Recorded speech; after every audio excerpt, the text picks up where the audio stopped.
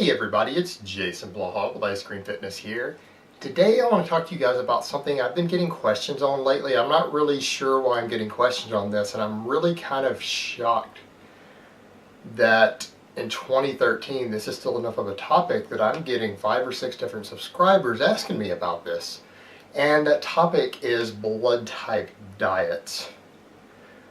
And let me just briefly cover this, so people are going to get very mad at me at the way I'm going to cover this who've maybe read into it because they're saying, oh, I'm just really simplifying it.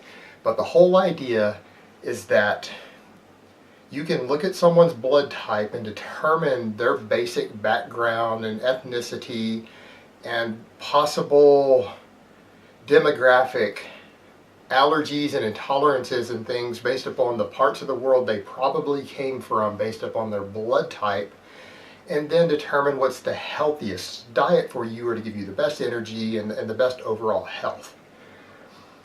Now, there's a couple problems with this idea up front. First of all, just because you have a certain blood type doesn't tell you much about your total ancestry. You have millions and millions of genes, and most of us are not purely from one spot for the past 10 or 20,000 years. That's something you need to keep in mind, is that we all have mixed ancestry. Even if you're 100% Caucasian, you still have a variety of mixed ancestry because all these tribes all through Europe and certain parts of the Middle East and everything traveled around, and you got cross-flow of genes even in the past several thousand years. A lot of it. And same thing if you're from other parts of the world, there's a lot of migration of genes. And so just because you have a certain blood type doesn't mean that you inherited any other genes from that region. You could inherit a blood type that doesn't tell you a lot about your total ancestry, because blood type is based off of 2 basic genes.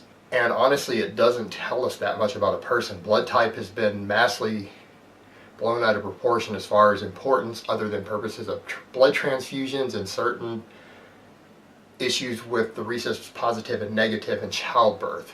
But outside of that, it's relatively unimportant. And no, it's not indicative of all of these things, and it's just silly to think that it would be. So that's the first problem with this idea. But since some of this was originated by a medical doctor, I believe, and there have been several books written on this topic, which is again another fad diet to sell you bullshit, there have been scientists and researchers who have stopped and looked at it. And the overall consensus in the scientific community is that there is absolutely no data or research that supports the idea of blood type diets even remotely. It has zero support in the real scientific community. So using this type of diet, despite it trying to use some sort of logic based upon genes, which is also flawed in the sense of we're talking about problems with the naturalistic fallacy, and it's even worse than the paleo diet is in that regard, there is no actual science to support it. It has no support whatsoever in the scientific community. There's just no data that would indicate any correlation at all with your blood type and what is an optimal diet for you or a healthy diet for you. It seems to be completely irrelevant as far as all currently available data. So it's complete bullshit. There's no basis for it in science, and even in logic, the basis for it is insanely weak. Alright guys, so that's really all I have to say on that today. So I hope it has been informative, and let me give you guys a bicep shot before I go. And I will talk to you next time.